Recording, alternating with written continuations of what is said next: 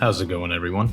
Doc here with Eyes Wide Shot Gaming, and today we're going to break down what seems to be a glitch in the game allowing us to summon the Kraken. Stick around. Don't forget to like, comment, and subscribe to stay up to date on all of your Remnant 2 news, info, builds, and breakdowns, as well as many other games. We are so close on our endeavor to 1,000 subscribers. Why not join us on our journey? Let's dive straight into this Kraken build. We begin with our primary archetype, that being Archon.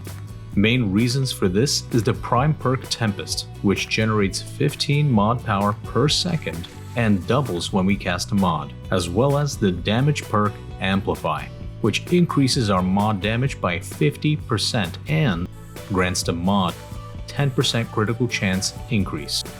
We also can't ignore the utility perk Spirit Within, which reduces mod power requirements per charge by 10%.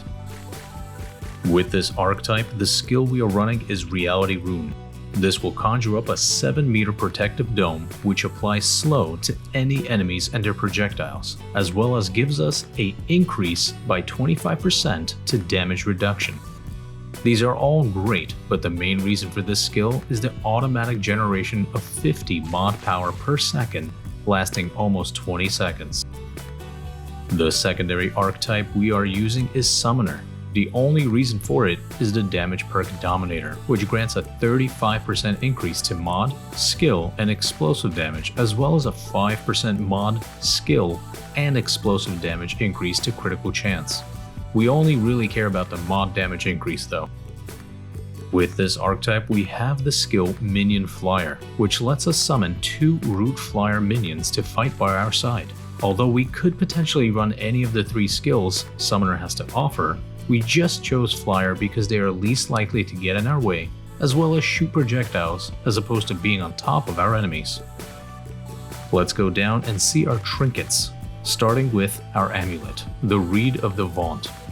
Activating a mod increases our mod generation by 15% for 10 seconds, and mod charges have a 20% chance not to be consumed on use.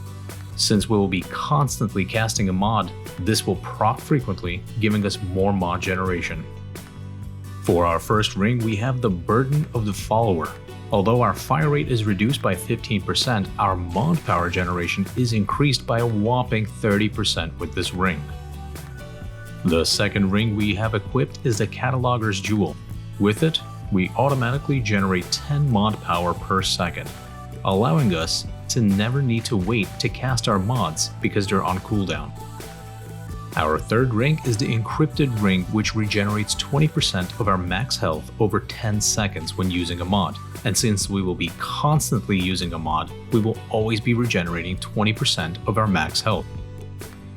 Finally, the last ring we have is the White Pawn Stamp. This is a basic reduction in our mod power requirements by 10%, so we don't need to accumulate as much mod power before launch. Now let's move on to the weapons. The secondary weapon we have is the Nebula.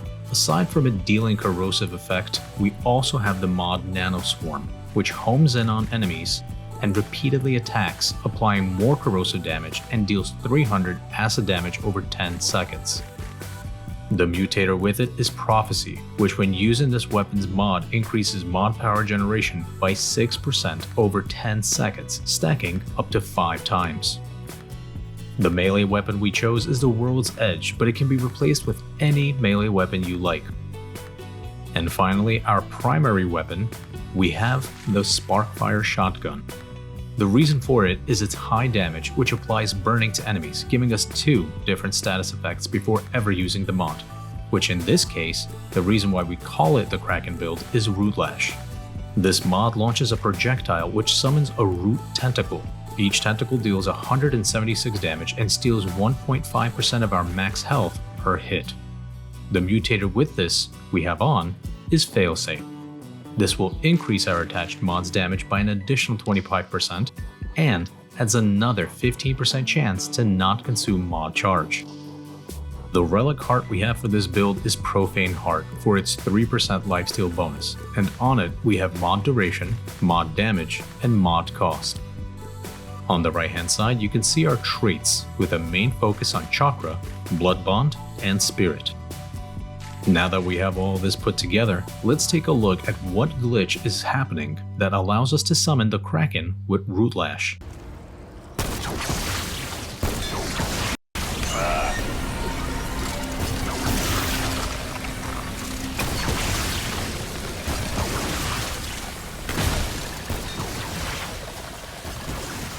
So as you can see, due to the mutator failsafe and our amulet Reed of the Bond, we are for whatever reason able to continuously use Root Lash, allowing us to summon countless tentacles that move with us and or to enemies. I don't know if this will be patched anytime soon, but before they do, make sure to try this build out. And as always, thank you for watching, thank you for listening, and until next time, so long.